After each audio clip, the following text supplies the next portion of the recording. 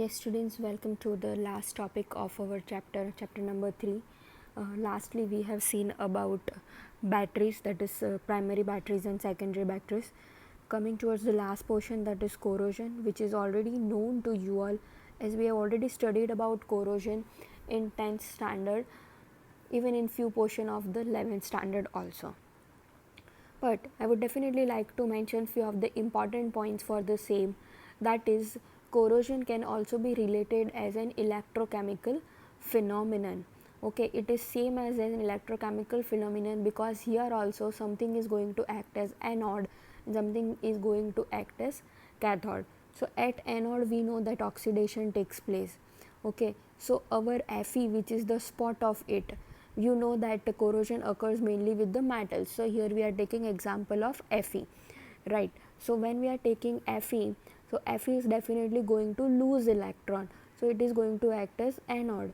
So Fe, by losing 2 electrons, it becomes positively charged. Now this positively charged will be remaining there, and this negatively charged electrons will be moving to another spot of the metal, moving towards the another spot of the metal. Okay, where that point is in contact with oxygen. Okay, is in contact with oxygen, right? So the electrons which are released at anode will be reacting with oxygen in presence of hydrogen, that is positive hydrogen. Now this positive hydrogen can be obtained by various ways, that is in a form of H2SO4. Why can we form H2SO4? H2CO3. How this H2CO3 can be formed? We know that it is reacting with air, right? So in air it is not necessary that only oxygen is there, right? CO2 is also present.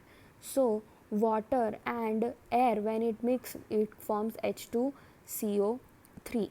Okay, so in this way, in presence of H plus ion, oxygen is gaining 4 electrons at a very next spot, which is acting as cathode,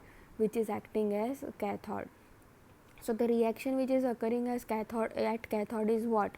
O2 in presence of H plus takes electron, that is it undergoes reduction to give H2O, right? So the overall reaction for the same is what? 2Fe plus O2 plus 4H plus gives 2Fe plus 2 plus 2H2O. This equation also you already know. This shows that Fe in presence of oxygen, that is Fe reacts with oxygen in presence of hydrogen to give 2 moles of water and 2Fe plus 2. Okay, now this Fe plus 2 reacts, when it is reacting with oxygen, it is forming ferric oxide. It is forming what? Ferric oxide. Now this ferric oxide which is formed is also containing large amount of water. That's why it is written that it is hydrated ferric oxide. And that's why we are writing Fe2O3 XH2O. Here it is written X because we are not knowing the amount of water. It can be 2 moles, it can be 3 moles, or it can be any different moles. Okay, so this was a quick revision about corrosion. Okay, the next points which are mentioned over here is nothing but how to prevent the corrosion. First of all, it is very much necessary to prevent corrosion because it saves our money. If something is getting corroded, then it will be useless, right? So if it is useless, we need to reproduce it, so definitely it is going to cost. Okay, and secondly, it is very much necessary in order to avoid the accidents. Because of the corrosion, if something gets stuck, it is definitely going our process may be stopped. Like if there is a bridge and there is a large amount of corrosion, right, and no proper things are maintained over there, then what will happen? It may also collapse, right? So there are different ways in order to prevent this corrosion. The most simplest way, how can we prevent corrosion? First of all, we can prevent corrosion if our original metal or the surface is not coming in contact with the atmosphere. Why with the atmosphere? Because it is containing oxygen, or we can say water also. Okay, so our object should not come in contact with air or water, but it is very much difficult to maintain that thing, right? Because we are not having vacuum every now and then, and especially when we talk about the ships. Okay, ships is made up of metals, we know that, right? And it is going to be in the water for longer time. So how do we prevent it? So there are few options which can be used in order to prevent it. So in order to prevent it, first of all, the most basic thing what we are supposed to do, we can color it. When we are coloring it, then our atmospheric O2 or water atmospheric O2 and water O2 will be coming in contact with our paint and not with our metal object. Or we can use some of the chemicals like bisphenol or turpentine. Okay, so a layer will be formed of bisphenol or turpentine. So definitely what will happen, again O2 will be coming in contact with this type of chemicals and not with our surface.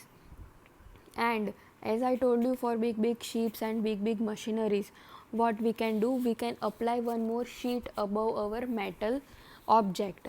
If our object is made up of Fe, something is made up of Fe, in order to prevent it, we can make an outer layer of that machine with any another metal like Zn or Sn, etc. So what will happen again? So definitely here a reaction is going to take place with this metal, right? So that is atmospheric O2 will be coming in contact with this Sn or Zn, which is at the outermost layer. So what will happen, the corrosion will be taking place with these layers, but our original metal sheet which is inside that, or original object which is made up of that metal, will be saved. Okay, so in this way we can save the corrosion. So here our chapter number 3 comes to an end, and in the next topic I am going to give you the notes of and question answers, textual question answers which are there in two different halves, so you can just complete that. And definitely we are having many numericals in this chapter, so I hope that you have solved the numericals which I have given you in between, and also which are there as an example in your textbook. And if you are having any of the problem with that, you can just comment again below my link, so that I can solve it again for you. Thank you.